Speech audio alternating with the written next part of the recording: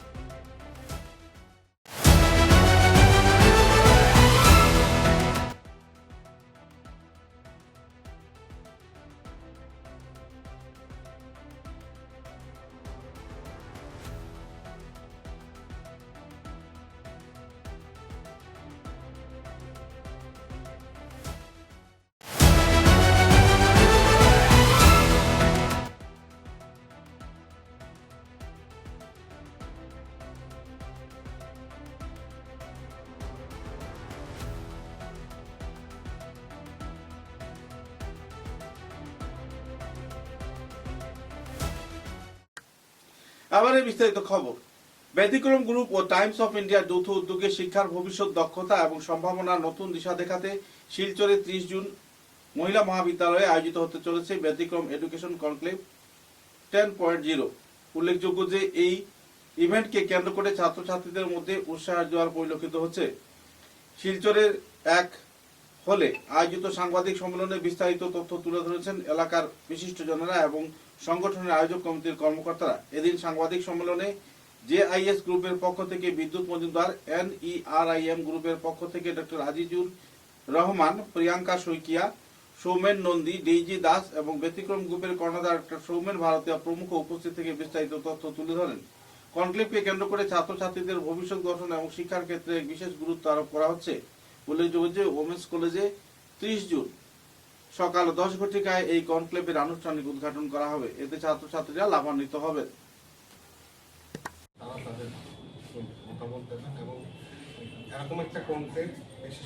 अहम सवाल है कि इस कॉन्क्लेव के जरिए देखा जा रहा है कि जो बच्चे हैं उत्तर पूर्वांचल के लाभान्वित हो पाएंगे, अपने भविष्य गठन के क्षेत्र में अहम भूमिका उन्हें देखने को मिलेगा, मार्ग देखने को मिलेगा। क्योंकि आज की जो दौर है NEP का या फिर आप वास्तव जगत का बताइए, इसमें देखा जा रहा है कि हर कोई स्किल लेवल के ऊपर या स्किल एक्सपीरियंस के ऊपर ज़्यादा गुरुत्व दिया जा रहा है। आप 90% नंबर पाकर भी नौकरी नहीं पा रहे हैं, जबकि एक 40% नंबर पाने वाला व्यक्ति जो काम कर रहा है उसको नौकरी मिल जा रहा है, सरकारी हो गैर सरकारी हो कुछ भी हो। तो क्या कहना चाहेंगे सर, इससे कैसे छात्र छात्राओं में एक उजागर भाव? आजकल जो है वो नंबर का ज़्यादा इम्पोर्टेंस नहीं है।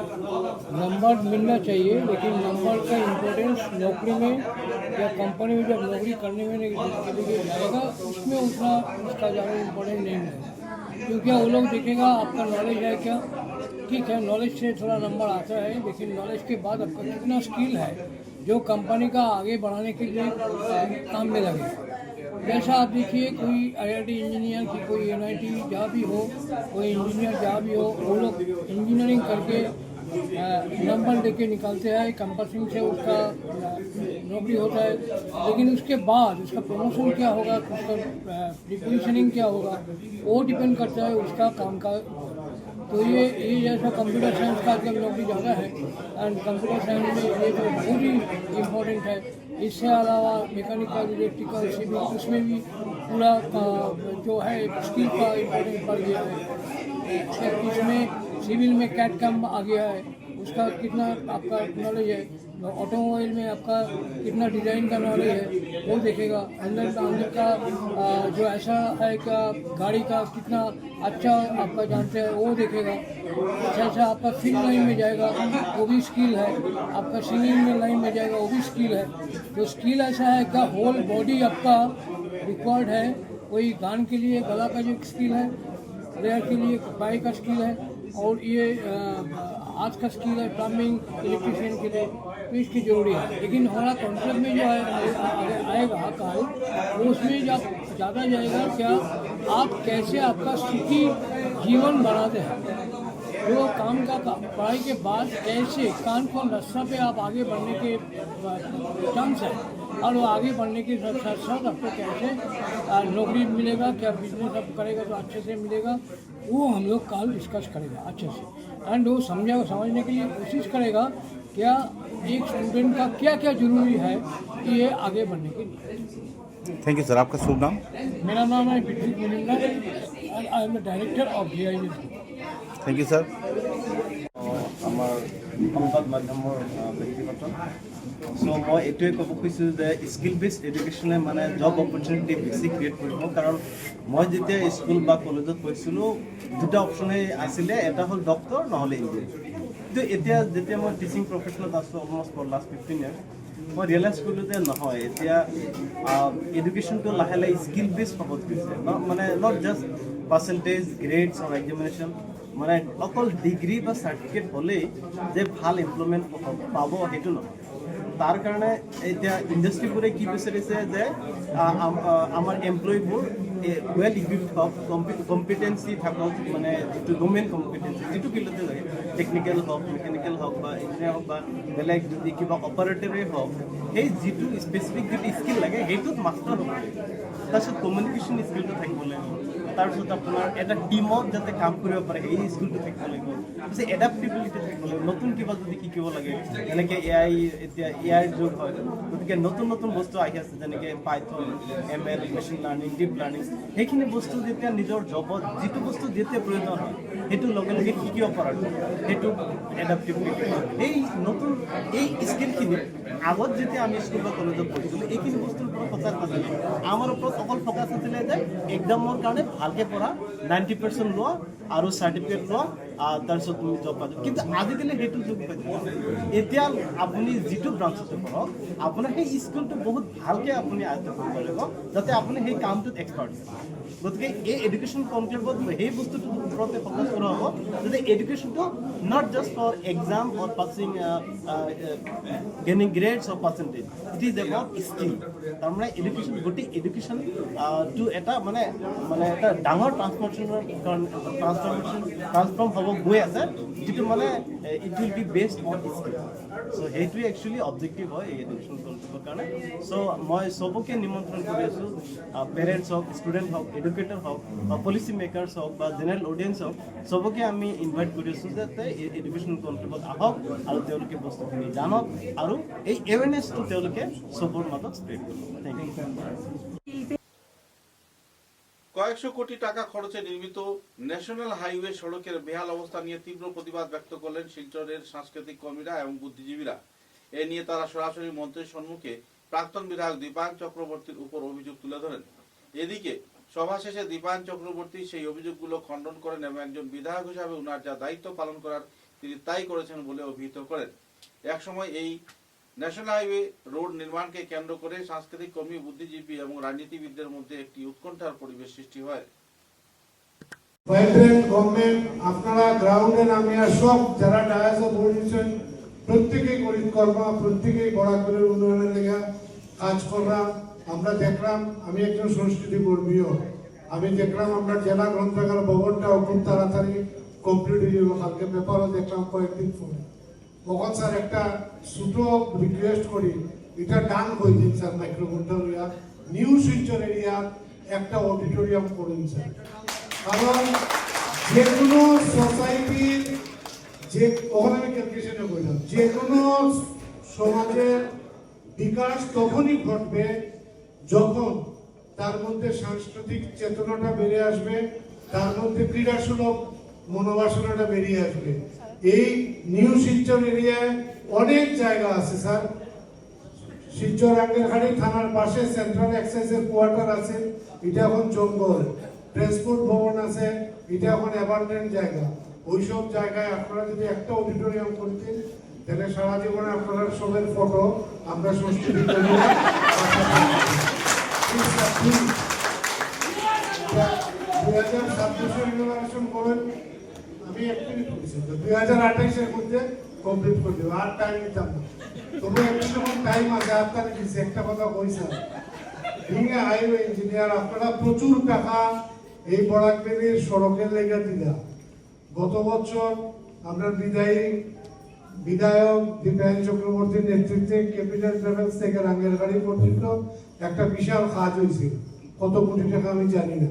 But sorry to say, NHIDCL এর কর্তা ব্যক্তির কাছে যখন গেছি তখন they doesn't know the ABCD of highway engineering.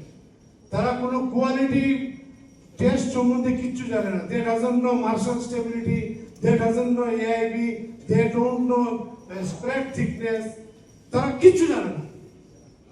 কাজটা হয়ে গেছে, তখন আমরা কইছিলাম যে এই কাজ 1 বছরের বেশি ঠিক করতে, যদি টিকি যাইত আমার কথাটা ফললো না, কিন্তু আমি খুশি হইলাম না। কিন্তু আমার কথা ফলে যাওয়া আজকে আমি সবচেয়ে দুঃখী, কারণ বার্তালিপি পত্রিকার প্রধান সম্পাদক এই রাস্তা দিয়ে ডেইলি যায়, আর গাতা নিচে দিয়ে যখন যায় গাতার থেকে উদ্বাসনের রাস্তা হয়। আসাম লেজিসলেটিভ অ্যাসেম্বলির একজন বিধায়ক ছিলাম, কিন্তু শিলচর শহরের দায়িত্ব আমার উপর ছিল, তার জন্য আমি অনেক করেসপন্ডেন্স করেছি। মূল বিষয়টাতে আপনাদেরকে যেতে হবে, আমাদেরকে দেখতে হবে যে এই রাস্তাটা আজকের না, অনেক পুরনো কাজ।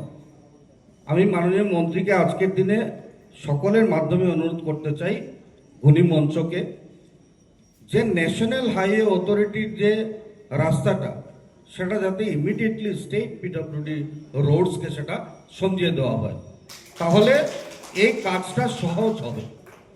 আমাদের বাইপাস হয়েছে রামনগর বাইপাস, সেই বাইপাস থেকে ন্যাশনাল হাইওয়ের রাস্তাটা চলে যাক, কিন্তু শহরের ভেতরে যাতে ন্যাশনাল হাইওয়ে অথরিটি না থাকে, সেটা যাতে স্টেট পিডব্লিউডিতে দেওয়া হয়, তার জন্য অনুরোধ আছে। কেন রাখছি, যে এনএইচআইডিসিএলকে আমি অনেক করেসপন্ডেন্স করেছি, তো আমার হাতের নাগালের বাইরে স্বাভাবিকভাবে সেই কাজ করা সম্ভব না। যিনি কন্ট্রাক্টর বরাত নিয়েছেন আর ইঞ্জিনিয়ার সেটা এস্টিমেট বানিয়েছেন, আমি ইঞ্জিনিয়ার ছিলাম না, যে ব্লকের উপর পিস করা ইত্যাদি ইত্যাদি ব্যাপার, সেটা ডিপার্টমেন্টের ব্যাপার ছিল। এখানে বলতে হবে, যিনি কন্ট্রাক্টর বরাত পেয়েছেন 23%, 24%, 50% বিলো পর্যন্ত তারা কম্পিটিশনে গিয়ে কাজ নিয়েছেন। তো স্বাভাবিকভাবে আমরা জানতাম যে কাজ নষ্ট হবে, কারণ 23% বিলেতে কাজ করা সম্ভব না, কারণ ডিপার্টমেন্ট একটা এস্টিমেট বানিয়েছে যে একটা চেয়ার কিনতে হলে 10 টাকা লাগবে। তো এটা বাজার থেকে আমি যদি 8 টাকায় পাই, তাহলে আমি কি করে রেট দিব যে 5 টাকা 6 টাকা। তাই এই বিষয়গুলো কিন্তু পাবলিক রিপ্রেজেন্টেটিভের না, সেটা ডিপার্টমেন্টের। আর আরেকটা জিনিস আমাদেরকে জানতে হবে, শিলচর শহর দীর্ঘ বছর পুরনো শহর, সেখানে পিএইচির যে পাইপলাইনগুলো, সেই পাইপলাইনগুলো আজকে সেই ইন্ডিপেন্ডেন্সের পর থেকে, কংগ্রেস শাসিত সরকারের সময় থেকে সেটাকে আর কোনো চেঞ্জ করা হয়নি। তার জন্য রাস্তা বড় হয়েছে, পাইপলাইন মিডিলে চলে এসছে রাস্তা। পাইপলাইনে আমি বলছি আপনাদেরকে, ক্যাপিটাল ট্রাভেলস থেকে শুরু করে রাঙ্গিরখাড়ি নেতাজি স্ট্যাচু পর্যন্ত যখন কাজ শুরু হয়েছিল, একবার যখন পিস করা হয়েছিল, তারপর আমরা দেখতে পাই ইন স্ট্রেচেস সেগুলোতে জল লিক করছে।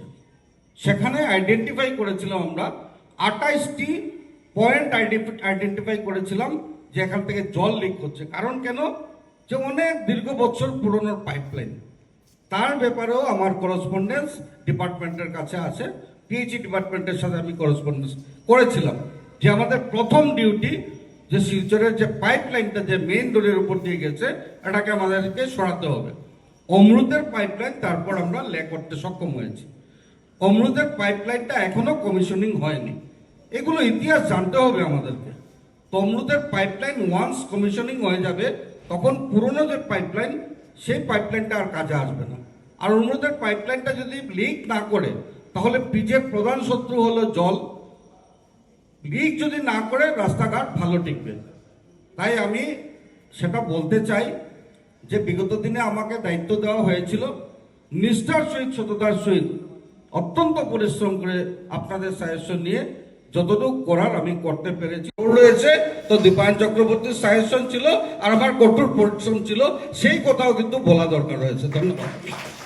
রাজ্য ও কেন্দ্র সরকার চা বাগানের উন্নয়নে কোনো বিশেষ ভূমিকা পালন করছে না, সেই ক্ষেত্রে কোনো বিশেষ পদক্ষেপ গ্রহণ করা হচ্ছে না। সব মিলিয়ে এক চাপের মধ্যে দিয়ে যেতে হচ্ছে চাপাতি ব্যবসায়ীদের। চা বাগান মালিকদের অবস্থা খুবই শোচনীয়। উৎপাদন করতে গিয়ে প্রচুর পরিমাণে তাদের ক্ষয়ক্ষতির সম্মুখীন হতে হচ্ছে, কিন্তু রাজ্য ও কেন্দ্র সরকার তাদের কর প্রতিদিন নিয়ত বাড়িয়ে যাচ্ছে। তাই এই ব্যাপারে বিস্তারিত সমস্যার ব্যাপারে তথ্য তুলে ধরলেন চা বাগানের মালিক তথা বিশিষ্ট কর্মকর্তারা। এদিন আইটি এবং টাইয়ের পক্ষ থেকে বিভিন্ন সংগঠন কর্মকর্তারা উপস্থিত থেকে মন্ত্রী মহোদয়কে সমস্যার ব্যাপারে অবগত করান এবং জেলায় আয়োজিত ডিডিসি মিটিংয়ে তাদেরকে সঠিক সময় উপস্থিত থাকার জন্য আমন্ত্রণ জানানোর কথাও তুলে ধরেন তারা।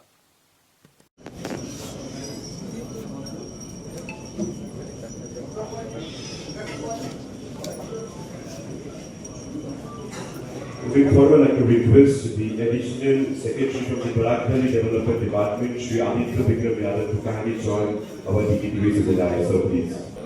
टी इंडस्ट्री का रिप्रेजेंटेशन रहता था। पिछले कुछ सालों से टी इंडस्ट्री का रिप्रेजेंटेशन या मीटिंग में उनको नहीं बुलाया जाता।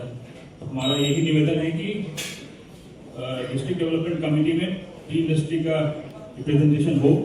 और दूसरा, टी इंडस्ट्री का कंडीशन पता ही है, असम सरकार से उस पर डिटेल चर्चा हो रहा है।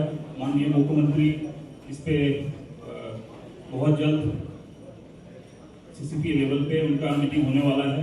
हम लोग ये गुजारिश रहेगा कि टी इंडस्ट्री को रिवाइव करने के लिए असम सरकार कुछ जोर दे, क्योंकि आप CAGR इनपुट कॉस्ट का देखेंगे तो लास्ट डिकेड में 11% के रेट से ग्रोथ हुआ है और प्राइस रियलाइजेशन 3% के रेट से भी बढ़ा नहीं है।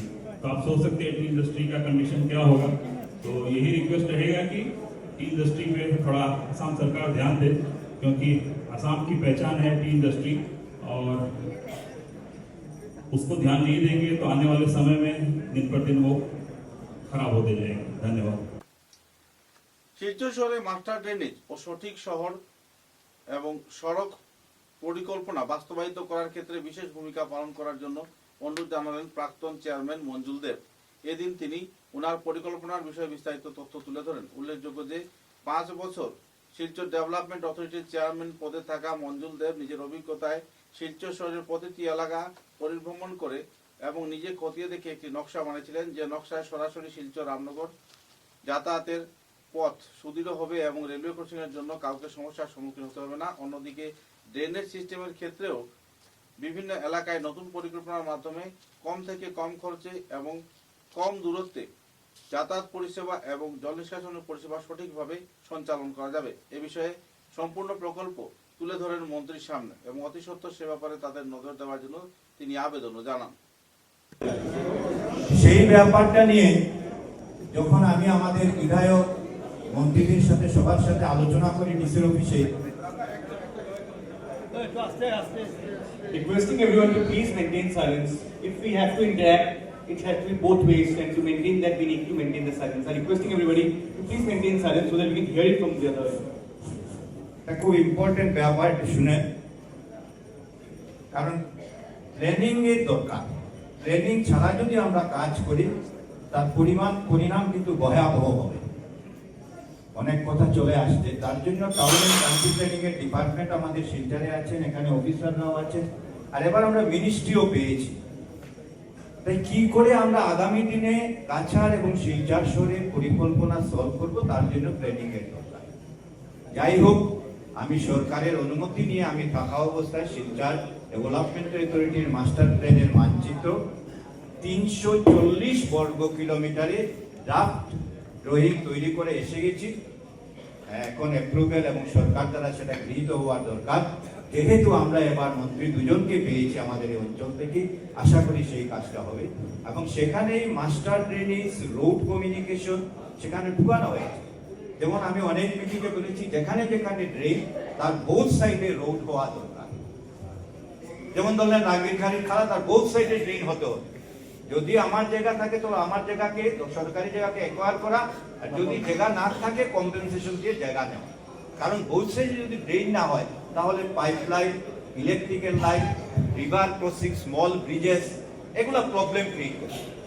তাই যেসব জায়গাতে আমরা ড্রেনের কাজ করছি, আমার রিকোয়েস্ট হবে, যেটা আমার প্ল্যানিংয়েও আছে, যে বোথ সাইডে রোড। 2 নম্বর হচ্ছে কি বোথ সাইডে যখন রোড হবে আমাদের একটা বিরাট ট্রাফিক হবে, আর তার জন্য আমাদের যদি আজকে রামনগর যেতে হয় তাহলে রেল ব্রিজ ক্রস করে তারাপীঠ হয়ে রামনগর যেতে হয়।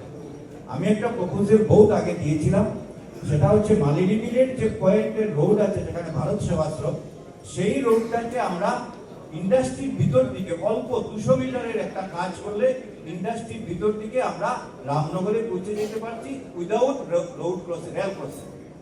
আমরা যদি এই কাজটা করি, আগামী দিনে যখন আমরা তারাপুরের ফ্লাইওভারটা কাজ করব তখন এই রোডটা আমাদের একটা সহায়ক হবে।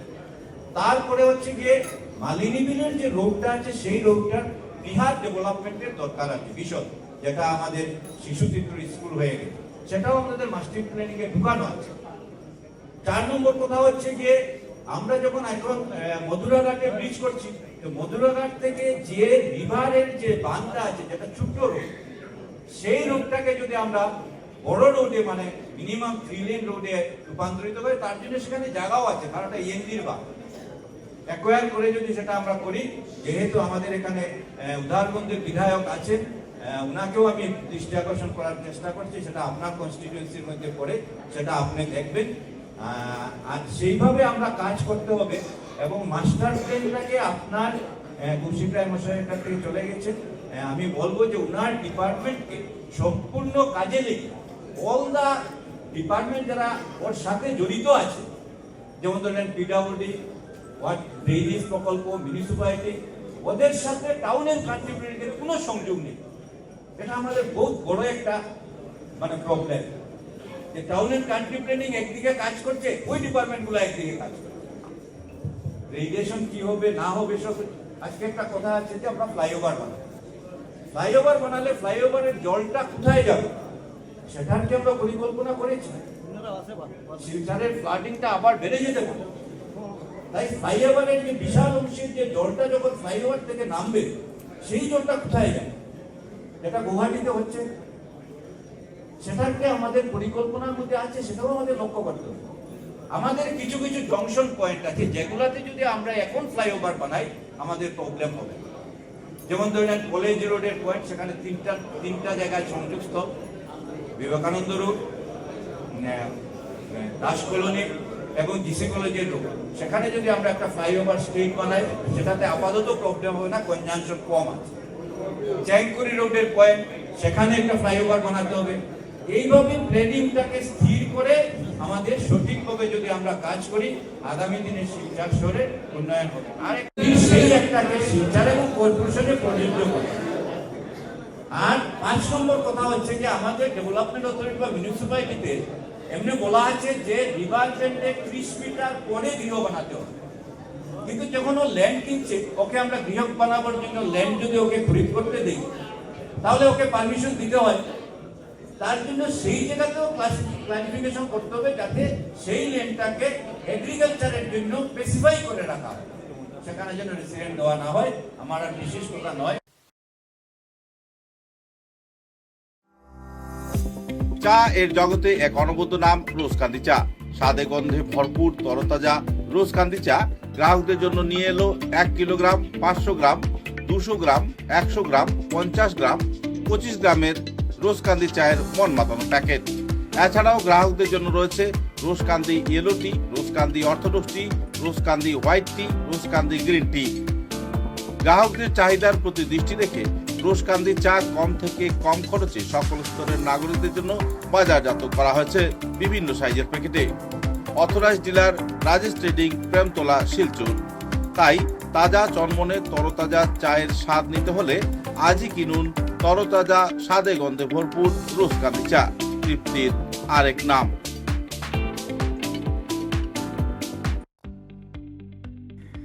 মেসার্স বরাক ভ্যালি ইনফ্রাস্ট্রাকচার এর উৎকৃষ্ট উৎপাদন গ্রিন ডাবল এসি ব্লক। আধুনিক ক্ষমতা সম্পন্ন কারখানায় অত্যাধুনিক পদ্ধতিতে নির্মিত গ্রিন ডাবল এসি ব্লক আপনার ঘরকে করবে আরও সুন্দর, মজবুত ও শীততাপ নিয়ন্ত্রিত। গ্রিন ডাবল এসি ব্লক আপনার গৃহ নির্মাণের ক্ষেত্রে আপনার ঘরের প্রয়োজনীয়তা অনুযায়ী বিভিন্ন সাইজে উৎকৃষ্ট পদ্ধতিতে উৎপাদন করা হচ্ছে। উল্লেখযোগ্য, গ্রিন ডাবল এসি ব্লক আগুনে দহন হয় না। গ্রিন ডাবল এসি ব্লক বৃষ্টিতে ভিজে নরম হয় না। Green double AC block sound proof পদ্ধতিতে তৈরি।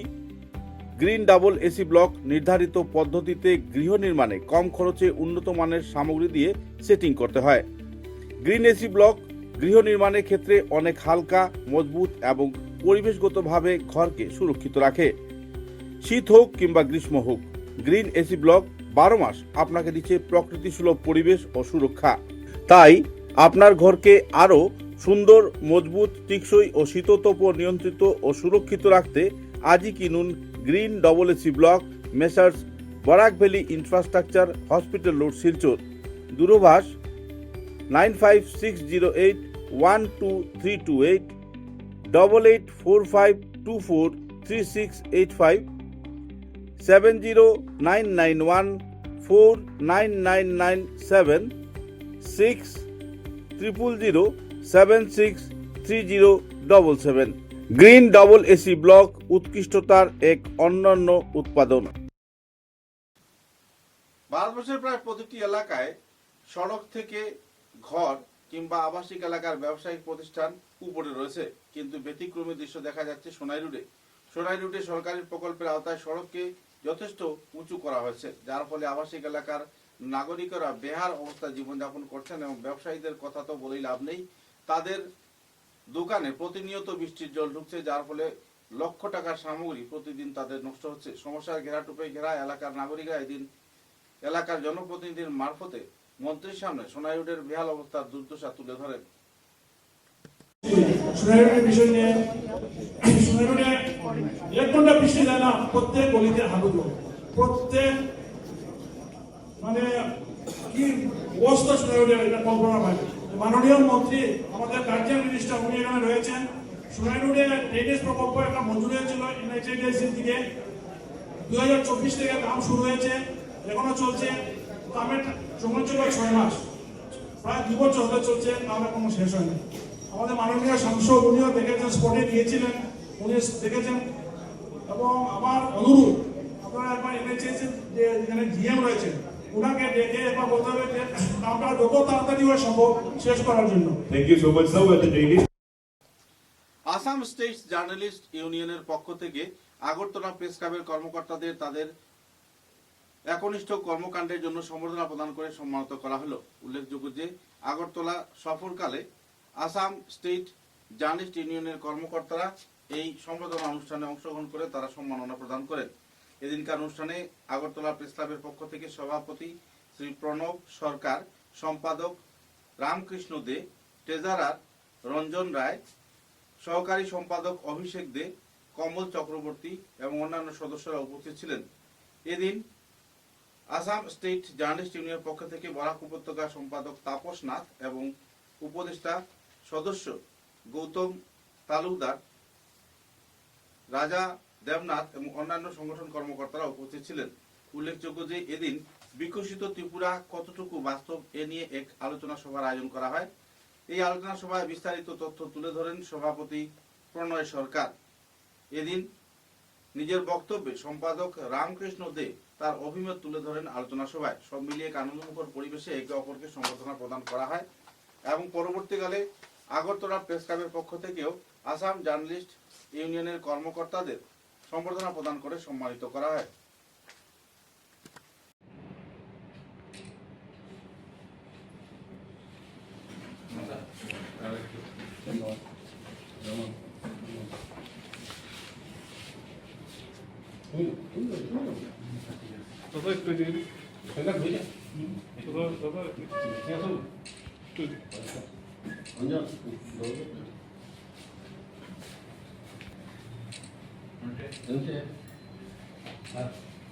থাকে পারিবারিক বা কাজের, সেটা থেকে একটু আমরা নিষ্কৃতি পাবো। ঘরের চৌকাটের ভিতরে ঢুকলেই সংসারের চাপ, চৌকট থেকে বের হলেই সংবাদ মাধ্যমের চাপ, এ নিয়ে আমাদের জীবন চলছে। এর বাইরে কিন্তু আমরা চিন্তা করছি না। তার উপর আরো বাহ্যিক রাজনৈতিক এবং কিছু সামাজিক চাপও আমাদের তাড়া করে যায়। সেই জায়গা থেকে একটু রিলিফ পেতে, জীবনে একটু সবুজ আয়নের ক্ষেত্রে নিজেকে একটু মানিয়ে নিতে আমাদের এই আগমন। আমরাও চাপে ছিলাম দীর্ঘদিন ধরে, দাদা জানেন, দাদুদাবাবু। তো সেই জন্যই আসা মাতাবাড়িতে দেখানো, নিজের মনকে হালকা করা।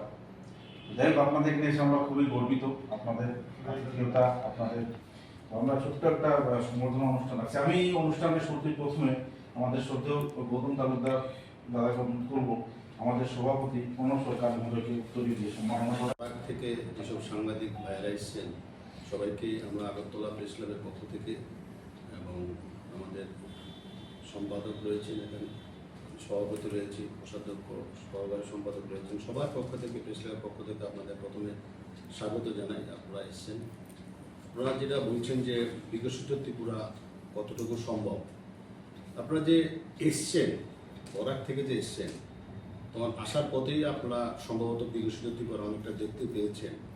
কারণ কি, এখান থেকে আসতে আগে ধর্মনগর আসতে হতো, তারপরে গাড়িতে উঠতে হতো, তারপরে আপনারা এখানে আসতেন। আপনারা সোজা ট্রেন ধরেছেন, ট্রেনে আপনারা উঠেছেন। প্রায় 3-4টা train Delhi, Silchar, Agartala up down করছে। সারা দেশের সাথে ট্রেন কানেক্টিভিটি থেকে শুরু করে রুট আপনারা দেখেছেন আসার সময়, রোড কানেক্টিভিটি থেকে শুরু করে এই যে কিছুদিন আগেও শিলচর থেকে একজন পেশেন্ট আমাদের এখানে এসছে, ডক্টর রবীন্দ্রনাথের তত্ত্বাবধানে চিকিৎসা সুস্থ হয়ে গেছেন, উনি নিজেও বলেছেন। এরকম আমাদের এই রাজ্যে যে ডেভেলপমেন্ট, বিকশিত ত্রিপুরা, এটা আপনার যে কোনো সেক্টর যদি আপনি দেখেন, যে কোনো সেক্টরে আপনি যেমন ইলেকট্রিক ট্রেন আমাদের এখানে চালু হয়ে গেছে, ফ্লাইট আমাদের এখানে, বিমানবন্দরে আপনারা যদি যান, বিমানবন্দর গেলে দেখতে পাবেন যে নর্থ ইস্টের মধ্যে গুয়াহাটির পরে সবচেয়ে সুন্দর বিমানবন্দর আমাদের এখানে আছে। আপনারা মাতাবাড়ি দেখতে এসেছেন, মাতাবাড়ি দেখে আপনারা বুঝতে পেরেছেন যে মাতাবাড়ি কত সুন্দর মাতাবাড়ি হয়েছে। এবং এটা মাননীয় প্রধানমন্ত্রী এই মাতাবাড়িতে 5 থেকে 6 বার এসেছেন, সবাই আসছেন এখানে। এবং আমাদের এখানে যে জিডিপি, গ্রস ডোমেস্টিক প্রোডাক্ট, যেটা আমাদের জিডিপি উত্তর পূর্বাঞ্চল থেকে আমাদের সব রাজ্য থেকে আমাদের জিডিপি এখানে হাই।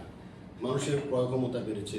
আমাদের এগ্রিকালচার সেক্টরে, আমাদের যে কোনো প্রোডাক্ট এগ্রিকালচার সেক্টরে, একটা সময় দেখা গেল শিলচর থেকে আমাদের এখানে ওই যে মরিচ আসতো, এখন সব প্রোডাক্ট এখানে হচ্ছে। আমাদের সবগুলো সেক্টরে ত্রিপুরা এখন বিকশিত ত্রিপুরা অনেকটা, যেটা মাননীয় প্রধানমন্ত্রী প্রথমে বলেছিলেন যে বিকশিত ত্রিপুরা, এখানে উনি বলেছিলেন হীরা, মানে রোডওয়ে, রেলওয়ে, হাইওয়ে, এরকম 4টা সেক্টর বলেছিলেন। 4টা সেক্টরই আমাদের এখানে প্রায় কমপ্লিটের পথে। এবং দেখবেন যে ন্যাশনাল হাইওয়ে আপনারা আসার পথে দেখেছেন কাজ হচ্ছে, যেটা আপনার 4 লেন হয়ে যাবে। এখন সরাসরি আপনারা শিলচর হয়ে একটা ট্রেন একদম মিজোরাম পর্যন্ত যাবে। বাংলাদেশের সাথে আমাদের রেল কানেক্টিভিটি হচ্ছে প্রায় শেষের পথে। তো একটা আন্তর্জাতিক যে একটা নর্থ ইস্টের যে একটা চিকেন নেক বলা হয়, আমরা এখন চিকেন নেকের মধ্যে এন্ট্রি পয়েন্ট হলো ত্রিপুরা।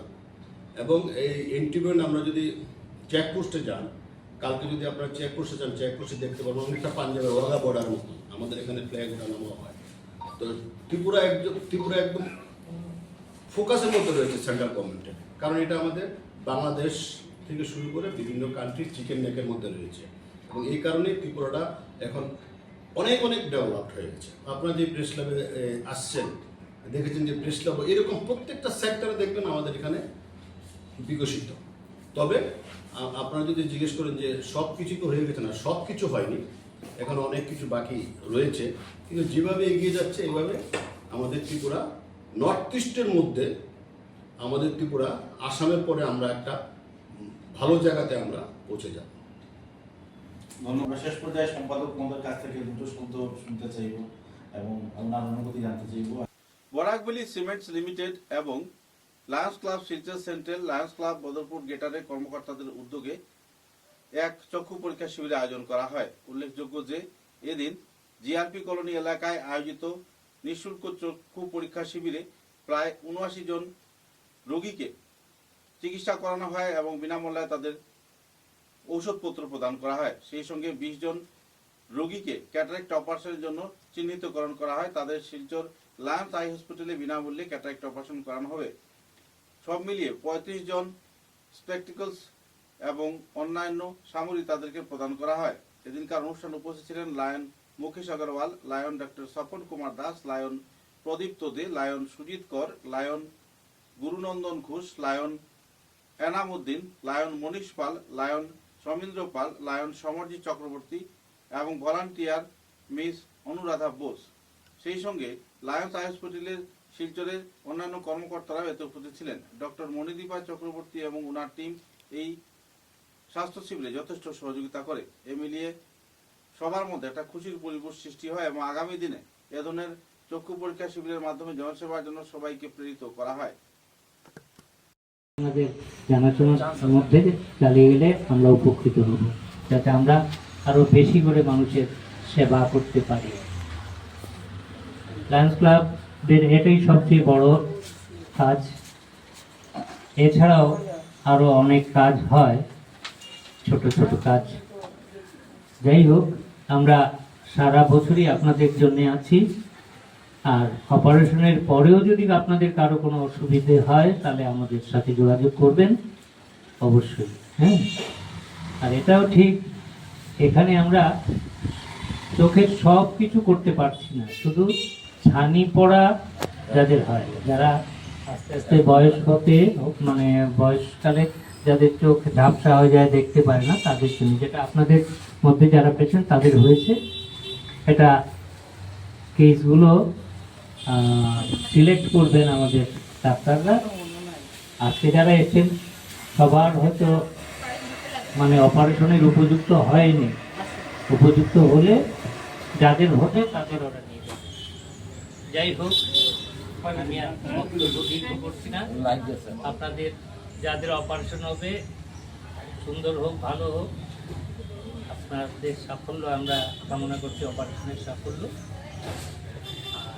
আবারও ধন্যবাদ জানাচ্ছি আপনারা কেন্দ্রে আসার জন্য।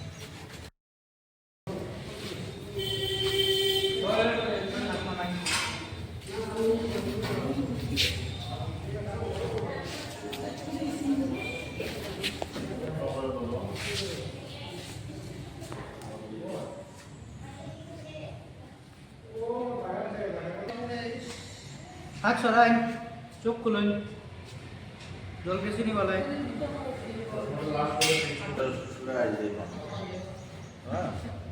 দূরের কাছে কোনোটারই চেক করা যায়, ঠিক আছে।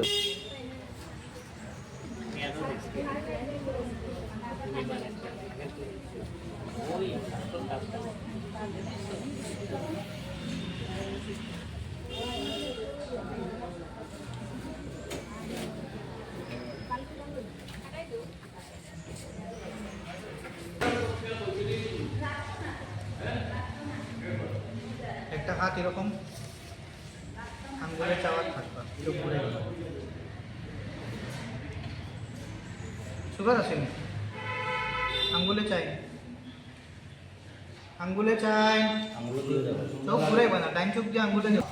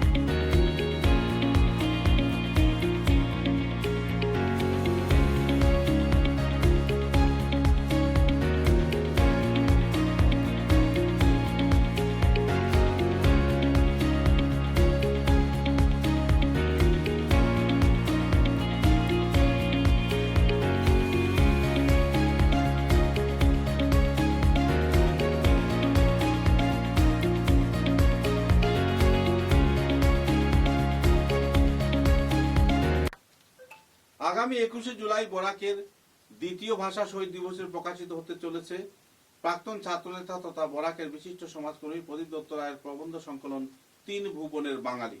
বাঙালির 3 ভুবন পশ্চিমবঙ্গ, বরাক উপত্যকা এবং ত্রিপুরার বিভিন্ন গুরুত্বপূর্ণ সমাজ রাজনৈতিক বিষয় নিয়ে লেখা এই স্থানীয় পত্র-পত্রিকায় প্রকাশিত একগুচ্ছ প্রবন্ধ এতে সংকলিত হয়েছে।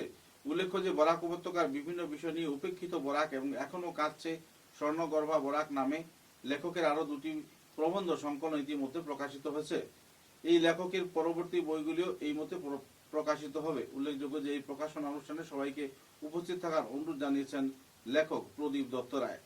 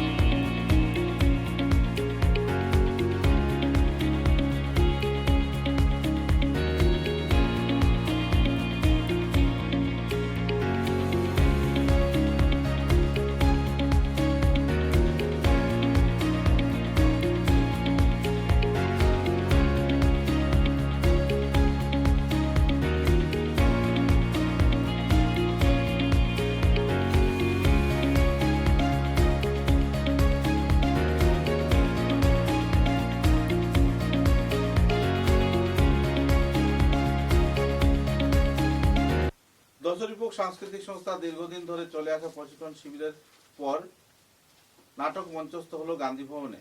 উল্লেখযোগ্য যে 29 জুন গান্ধী ভবনে 3টে নাটক মঞ্চস্থ করা হয় এবং হল ভর্তি দর্শকের সামনে এই নাটকগুলো উপভোগ করেন দর্শক, শ্রোতা এবং নাট্যপ্রেমীরা। সব মিলিয়ে এক আনন্দমুখর পরিবেশে ধন্যবাদ কুড়ান সকল স্তরের নাট্যকর্মীরা।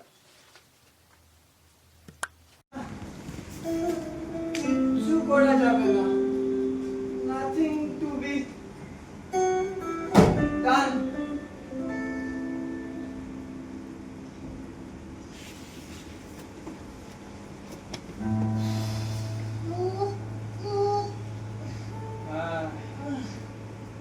আমিও সেই সিদ্ধান্তে পৌঁছতে শুরু করেছি। সারা জীবন আমি তাকে ছেকিয়ে রাখতে চেষ্টা করেছি, বলেছি ভ্লাদিমির একটু বুঝে দেখো, তুমি এখনো সব কিছু চেষ্টা করে দেখোনি।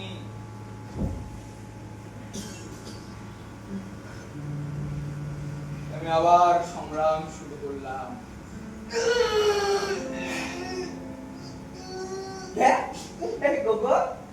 তুমি ফিরে এলে, লাগছে দেখে। যাক, তুমি ফিরে এসেছো, আমি খুশি সেই জন্য। ভেবেছিলাম তুমি বোধহয় একেবারেই চলে গেলে। হ্যাঁ, আমিও হ্যাঁ, এটা কিন্তু সেলিব্রেট করতে হবে। হ্যাঁ, কোলাকুলি করি। না, এখন না, করে মহারাজ কোথায় রাত কাটিয়েছেন জানা যাবে কি? মহারাজ একটা খাদে রাত কাটিয়েছে। খাদে? কোথায়? ওই দিকে। ওরা তোমায় পিটুনি দেয়নি? তা মানে পিটুনি দিয়েছে বটে, কিন্তু ওই আচ্ছা ওই চিরকালের এক দল আমি জানি না। কখনো ভাবি বাবু, এতগুলো বছর শুধু আমার জন্য নইলে কোথায় থাকতে তুমি? হ্যাঁ, এই মুহূর্তে তোমার একটা ছোট্ট একটা হাড়গোড়ের পুতুলি ছাড়া আর একটা ছোট্ট নাকে এক্ষেত্রে আমার মাত্র সঙ্গে তুমি। হ্যাঁ, তো তাতে কি হলো?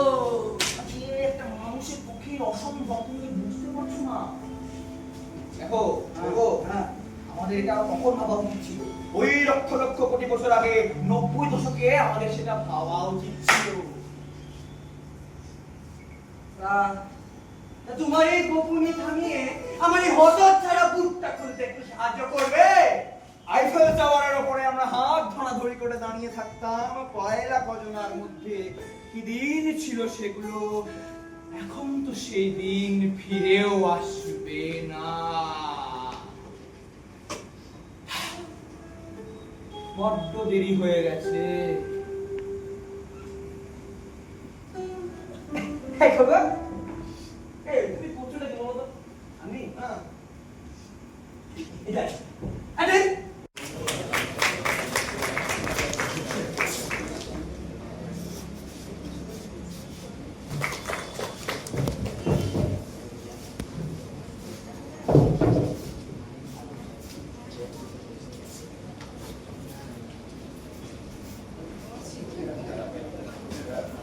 আমি শ্রীযুক্ত বাবুল ভর মহাশয়কে 2-4টি কথা বলার জন্য অনুরোধ করছি।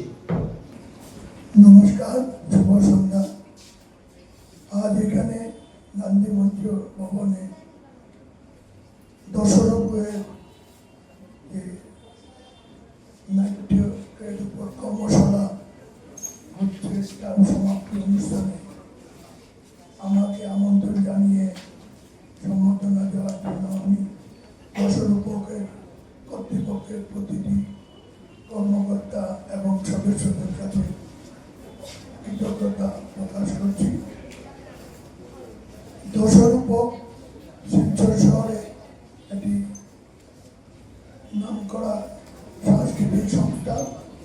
দীর্ঘদিন ধরে তারা নাটক নিয়ে চর্চা করে থাকেন এবং শিলচর শহরে জনগণকে ইতিপূর্বে অনেক নাটক তুলে ধরেছেন। বিশেষ করে ওদের যে মূল যে ব্যক্তি আমাদের সবার প্রিয় ঝুমুর বণিক, তার পরিচালনায় অনেক নাটক দশরূপকের শিল্পীরা আমাদের এই শহরবাসীকে তুলে ধরেছেন। আমরা অনেক নাটক দেখেছি ওদের অভিনীত এবং আনন্দিত হয়েছি। আজকে তারা এই গত কিছুদিন ধরে, 1 সপ্তাহ ধরে এই নাটকের একটা কর্মশালা শুরু করেছে। আজকের দিনে যে কোনো জিনিস সেটা বজায় রাখতে গেলে কর্মশালা প্রয়োজন, সেমিনার প্রয়োজন এবং নানা ধরনের আলাপ আলোচনা এবং পরীক্ষামূলকভাবে নানা দিক বিবেচনা করা উচিত। দশরূপকের কর্তৃপক্ষ এই জিনিস শিলচর শহরে তারা খ্যাতনামা নাট্যকারকে নিয়ে এনে এই যে কর্মশালা করেছেন, আমি মনে করি আগামীতে শিলচরের অনেক তরুণ প্রতিভাবান নাটক শিল্পীরা এই কর্মশালায় অনেক কিছু জানতে পারবে, শিখতে পারবে এবং আগামীতে আমাদের এই শিলচর যারা সাংস্কৃতিক প্রেমী, নাট্যপ্রেমী, তাদেরকে অনেক কিছু দেখাতে পারবে। খবরের শেষে বরাক বার্তা বাংলা সংবাদের সংবাদ শিরোনাম আরো একবার।